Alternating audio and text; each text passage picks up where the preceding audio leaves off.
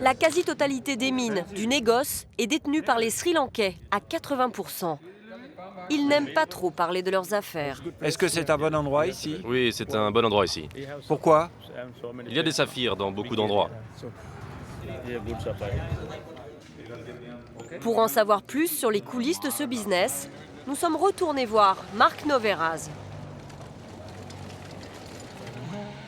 Lui aussi vit ici depuis 14 ans. Il a appris le malgache. Il est 7 h du matin. Comme chaque jour, Marc s'installe à la fenêtre de son magasin pour acheter des pierres. L'ambiance est loin de la frénésie d'avant. C'est combien? Oh, je te la fais à 450 €. 25 €. 450 €. Dis-moi combien alors? 300 €. 35 €. Non, ça n'ira pas. Tu vas demander 50 fois la valeur qu'il en veut réellement. Donc ça va faire l'objet d'une négociation. Et c'est finalement à l'acheteur de donner son offre. En général, je ne donne qu'un prix. Si la pierre est vendue, tant mieux. Sinon... 30 €. Non, 25. Ok, je reviens. Marc cherche la belle pierre, celle qu'il pourra vendre au plus grand joaillier. Ce ne sera pas pour aujourd'hui. 1 million. On essaiera ce soir de racheter quelques pierres, puisque là, apparemment, il n'y a plus grand-chose. Il en a tout de même acheté 6, de qualité moyenne, pour 130 €.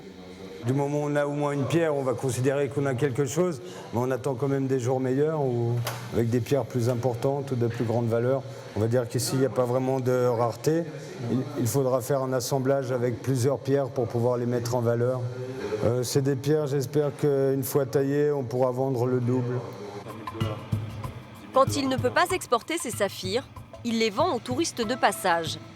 Avec Philippe, son associé français, il a embauché 3 malgaches pour fabriquer des bijoux sur place.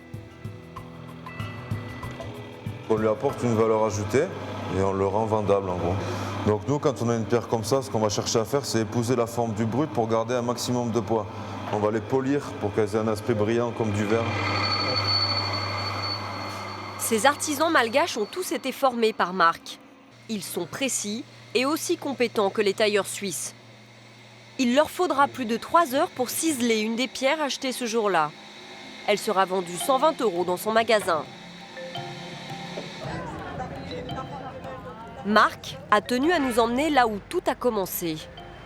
À la sortie de la ville, la première mine d'Ilakak, celle de Gaspard, la banque suisse. Là, on arrive sur la banque suisse, un des premières mines travaillées à Ilakak, qui correspond à l'ancien lit de la rivière Ilakak. Salam. Salam. Salam. Une gigantesque carrière à ciel ouvert, désormais propriété d'entrepreneurs sri-lankais. Aujourd'hui, il faut creuser à plus de 50 mètres de profondeur pour trouver des saphirs.